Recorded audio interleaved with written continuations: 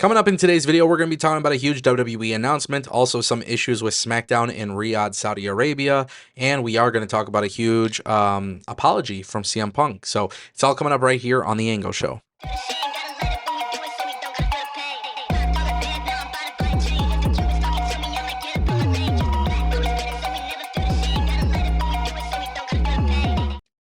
Alrighty, and by the way, guys, if you're new here, maybe you haven't clicked that subscribe button yet, go ahead and click that subscribe button. I'm going to keep you guys updated with everything happening in professional wrestling.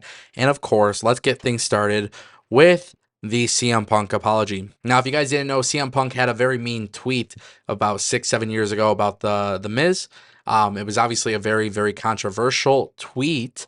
CM Punk obviously said a lot of bad things in that tweet, and mostly what it pertained to was WWE and, of course, their partnership with the country of Saudi Arabia. Now, CM Punk was at the kickoff show earlier this morning, and there was a fan that addressed him from the crowd and asked for an apology. CM Punk actually did the apology, and when he did the apology, he actually said, he was sorry and everything for the tweet. But it's generated a lot of conversation on social media today. And I think this is largely due to the fact that a lot of people have been kind of pointing out whether or not CM Punk is a hypocrite, whatever the case may be.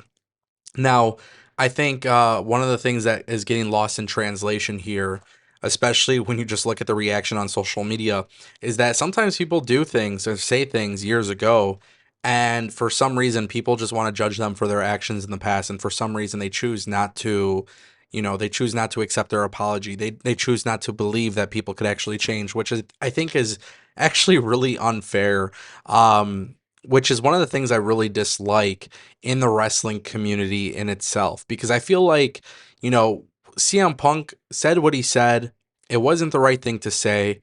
This is one of those situations where at the end of the day, the apology matters. And he was met with boos, he was met with cheers, and people aren't going to forget that kind of thing. And CM Punk apologizing is the right thing to do.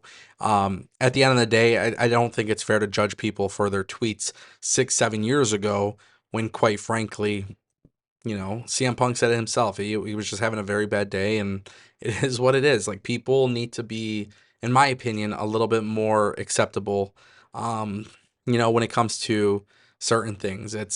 It was wrong then, and it's still wrong today, but he apologized for it, and that's actually really what matters. Today's video is brought to you by our friends at DM Law. Everybody knows when you get injured, it becomes a huge toll on your physical and mental well-being, and this is where DM Law steps in to make things incredibly easy for you. DM Law is a leading injury firm in Kansas City and Missouri. They have the experience and the knowledge to take your case all the way to trial, and the best part is you only pay if they win your case. DM Law has achieved huge results for its clients, resulting in millions and millions and millions of dollars in wrongful death cases, brain injury cases, motor vehicle accident cases, and of course, personal injury cases. Injuries deserve more than a physical healing, and the thing about DM Law is that they're actually going to take the cases that other firms are afraid of taking. DM Law has offices in Missouri, Kansas, Colorado, and Oklahoma, which also means they actually have a huge support staff of investigators, case managers, and medical record specialists. If you've been injured in an accident, you may be entitled to significant compensation and should take action immediately. DM Law wants you to know that Mike's got this. See if you could get compensated. Remember, consultations are free and you only pay if they win your case. You can check out DM Law at the link in the description as well as the pinned comment.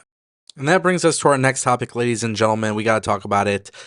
WWE official announcement. Tony Hinchcliffe is back. They're doing a late night with Tony Hinchcliffe during SummerSlam weekend, August 2nd, Saturday. And it's at 10:30 p.m. and it's taking place in Inglewood, New Jersey. Now, this news today is actually really interesting. The fact that WWE is working with Tony Hinchcliffe again, because maybe you guys remember WWE worked with Tony Hinchcliffe for the Roast of WrestleMania, which was very, very interesting. It wasn't televised. Videos had kind of leaked, audio leaked. There was a lot of things that were said where a lot of people were not really happy about it, that kind of thing.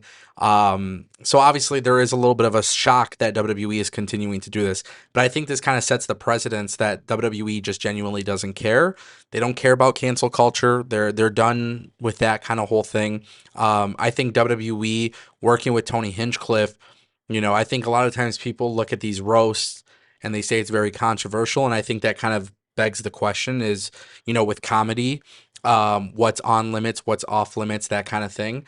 But I love comedy, man. I love comedians. I think Tony Hinchcliffe, obviously from Kill Tony, he has something really good. I'm able to suspend my belief when I hear comedians, and I think that's one thing that you got to remember with comedy. Some people don't feel like that's the case, but I just feel like um, comedy is good. Like I think comedy is a good thing, and Tony Hinchcliffe obviously has a very big audience. WWE doing something with him, like what is this going to be? I don't know. As of right now, it's not being televised. They haven't announced that, but it's a relatively big announcement because it kind of goes to show you that WWE and TKO don't really care about the controversies that people may complain about, which I think is a very clear indication that WWE is just going to keep doing what they do. But again, I think with comedy, people are going to say things that, might be offensive, but it is comedy. I don't think people have the intention of actually genuinely being pieces of shit. And as somebody who enjoys comedy, I kind of wish we can get to the point where, you know, the comedy has to be good, right? And that's subjective. People are going to say good, bad, whatever. But of course, I think it's just kind of fun to see WWE work with comedians and the opportunity for WWE stars to be roasted, I think is kind of fun. I don't take it too serious, and that's probably why it's not that big of a deal for me. If you are somebody who takes it too serious, maybe you have a different perspective on things, but I just think deep down inside, like it's not that deep. And that brings us to our final topic, ladies and gentlemen. SmackDown has had quite a few issues today. Now, maybe you guys are aware of this because you were using a VPN to watch the show, but there was a blackout on SmackDown for the international audience. And basically, there was a huge issue during SmackDown today in which the entire venue in Riyadh, Saudi Arabia lost power. This basically ruined the show for a good 30 minutes. PWInsider.com can confirm that there was a power loss in Riyadh that affected WWE's entire production, including the control room and the gorilla position. WWE lost all power, and with that went any ability to control different facets of the show. They were working on getting everything back together. It was not an issue with Netflix, but it was just an issue entirely with the venue. Now, some people were, coming out on social media and talking about this. They were saying, hey, certain things are being retaped, certain things are just being held off. Obviously, we'll see how WWE puts it together for the audience here in America, 8 p.m., like they normally would on USA Network. But there was a blackout, and this has kind of become controversial because a lot of people were like, they were unsure of what's going on, but I don't really think it's that deep of an issue. WWE obviously having a technical issue, it's going to happen from time to time. How WWE navigates around it will be very interesting by the time the show goes on the air here in America, Eastern time. But definitely something to pay attention to. Things were being retaped. The company was scrambling, trying to figure things all out. I'm not going to say any spoilers here, but it is very, very nice of a 3-hour show today, which, by the way, will be going back to 2 hours on July 4th. So with that being said, ladies and gentlemen, thank you all for watching The Angle Show, and I'll see you guys next time.